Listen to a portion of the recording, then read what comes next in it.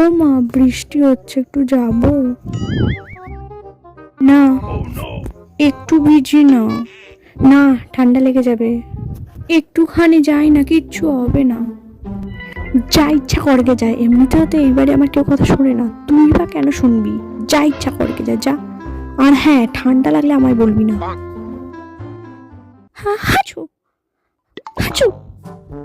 কি হবে এবার? ঠান্ডা লেগে গেল, মা জানতে পারলে তো খুব পেটাবে। জ্বর বাঁধিয়ে বসে আছিস তো?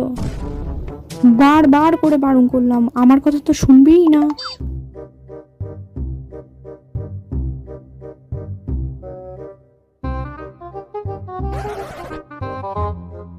সেই তুই ফোন ঘাটছিস, ফোনটা দে।